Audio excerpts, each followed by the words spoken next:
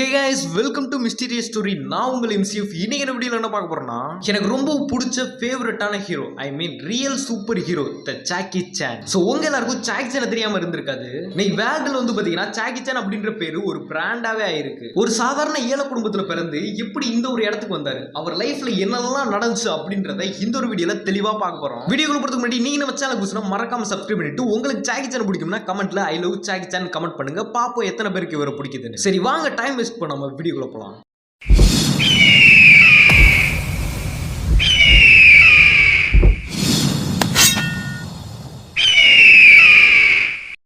1954 April மாசம் 7ஆம் தேதி சார்லஸ் சானுக்கும் லீலி சானுக்கும் மகனா பிறக்கிறவர் தான் சான் காங் சாங்.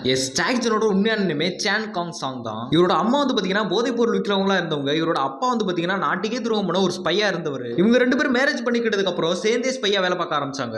நாட்டுக்கே துரோகம் பண்ணனால ஜாக்கி சானோட அம்மாவும் அப்பாவும் ஜாக்கி சானை அங்க இருக்க ஒரு ஸ்கூல்ல சேர்த்துட்டு ஆஸ்திரேலியாவுக்கு தப்பிச்சு போயிடுறாங்க. பட் அவர் சேர்ந்த அந்த ஸ்கூல் ரொம்ப நார்மலான ஸ்கூல்லாம் கிடையாது, ரொம்ப கொடுமையான ஒரு ஸ்கூல். அந்த ஸ்கூல்ல சின்ன சின்ன ரூல்ஸையும் ரொம்ப ஸ்ட்ரிக்டா ஃபாலோ பண்ணுவாங்க. சோ இந்த மாதிரி ஒரு கொடுமையான ஸ்கூல்ல தான் ஜாக்கி சான் வளர்றாரு. என்னதான் அங்க கொடுமையா நடத்தினாலும் அங்கதான் இவர் டிராமால நடிக்கிறதுக்கும் குங்ஃபு அண்ட் பாட்டு பாடுறதுக்கெல்லாம் கத்துக்கிட்டாரு. அண்ட் அதுக்கப்புறம் 7 லிட்டில் வேலியன்ட் ஃபைட்டர்ஸ்ல குழந்தை நட்சத்திரமா அறிமுகமாகிறாரு ஜாக்கி சான். அண்ட் அதுக்கப்புறம் சின்ன சின்ன கதாபாத்திரத்திலே நடிக்கிறதுக்கு இவருக்கு வாய்ப்பு கிடைக்குது. அந்த ஒரு டைம் ப்ரூஸ்லி கொடி கட்டி வாழ்ந்துட்டு இருந்த ஒரு காலகட்டம். அண்ட் அது மட்டும் இல்லாம ஜாக்கி சானும் ப்ரூஸ்லியோட ஒரு மிகப்பெரிய ஃபேனா இருந்தவர். இவர் ஸ்கூல் எல்லாம் முடிச்சுட்டு சினிமால வாய்ப்பு கேட்கலாம்னு சொல்லிட்டு போறாரு. பட் அவருக்கு ஸ்டன்மேனா தான் வாய்ப்பு கிடைக்குது. 1972 ஃபர்ஸ்ட் ஆஃப் ஃபியூரி அப்படின்ற படத்துல அவருக்கு பிடிச்ச ரொம்ப ஃபேவரட் ஹீரோவான ப்ரூஸ்லி கூட நடிக்க ஒரு வாய்ப்பு கிடைக்குது. பட் அந்த ஒரு படத்துல ப்ரூஸ்லி கிட்ட அடி வாங்குற 10 ஆள்ல ஒருத்தரா தான் ஜாக்கி சான் வந்தாரு. ஆனா அது மட்டும் இல்லாம இதுவரையும் ப்ரூஸ்லி கூட சேர்ந்து 2 படம் பண்ணியிருக்காரு. ப்ரூஸ்லி சண்டை போடும்போது அடுத்தவங்களுக்கு வலிக்க கூடாது அப்படின்றனால மெதுவா தான் அடிப்பாரு. அந்த ஒரு விஷயம் ஜாக்கி சானுக்கும் தெரியும், ப்ரூஸ்லிக்கும் தெரியும். ப்ரூஸ்லி கிட்ட அடி வாங்கினதுக்கு அப்புறம் ஷூட்டிங் முடிஞ்ச உடனே ப்ரூஸ்லி அடிச்சாடலாம் ரொம்ப வலிக்குதுன்ற மாதிரி ஜாக்கி சான் காட்டியிருப்பாரு.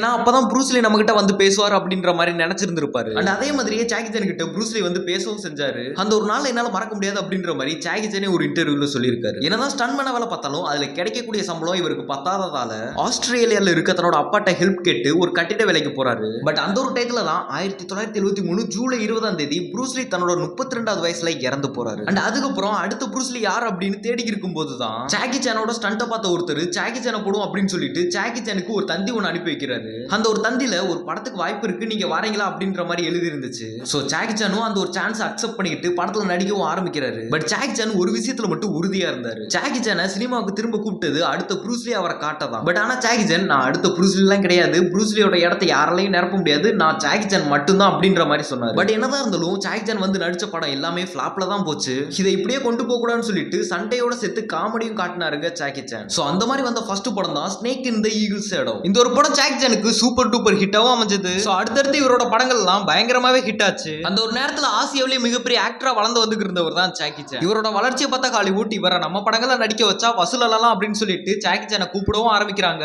பட் போன இடத்துல வந்து பாத்தீங்கன்னா நம்ம ஜாக்கி சானை அசிங்கப்படுத்திடுறாங்க. சோ அங்க இருந்து திரும்பவும் ஹாங்காங் வந்துடுறாரு. வந்தவர் தான் நடிச்ச படங்கள்ல பார்ட் 2 எடுத்து போட ஆரம்பிக்கிறாரு. சோ அந்த ஒரு படங்களும் பயங்கரமா ஹிட் ஆகி நல்ல ஒரு வசூலை தந்துச்சு. ஹீரோனா அடி கொடுக்கணும், மத்தவங்க எல்லாம் அடி வாங்கணும் அப்படின்றத மாத்தி எழுதினவரே ஜாக்கி சான் தாங்க. சோ ஜாக்கி சானோட மூவில எல்லாம் வில்லன் கிட்ட சமத்தி அடி வாங்குற மாதிரி காட்டி இருந்திருப்பாரு. அண்ட் இது வரைக்கும் ஸ்டண்ட்டுக்கு டூப்பே போடாம நடிச்ச ஒரு ஆக்டர்னா அது ஜாக்கி சான் மட்டும் தான். சோ அதனாலேயே இவர் உடம்புல ஏகப்பட்ட காயங்கள் இருக்கும். இது வரைக்கும் ஒரு உடம்புல 3000 இன்ஜுரிஸ் ஆயிருக்கு, 10 தடவை 10 எலும்பு உடைஞ்சிருக்கு. அது மட்டும் இல்லாம கல்லுல ஒரு ஓட்ட கூட வந்திருக்கு. சோ அந்த அளவுக்கு இவரோட ஸ்டண்ட் எல்லாம் இருந்திருக்கு. இவர் ஆக்டிங் சைடு செலவு பண்ண நாட்களை விட மெடிக்கல் சைடு செலவு பண்ண நாட்கள் தான் அதிகம். சோ அந்த அளவுக்கு ரொம்ப ரியலா இருக்கணும்னு நடிச்சிருக்காருங்க ஜாக்கி சான். சோ இந்த ஒரு நேரத்துல தான் 1982 ஜாக்கி சானுக்கும் ஜோன் லீன்றவங்களுக்கும் மேரேஜ் ஆகுது. பட் இவங்களோட மேரேஜ் ஒன்னும் அவ்வளவு சீக்கிரமாலாம் நடந்துடல. ஜாக்கி சானும் ஜோன் லீனும் லவ் பண்ணிட்டு இருக்கும்போதே ஜோன் லீன் பிரெக்னன்ட் ஆயிடுறாங்க.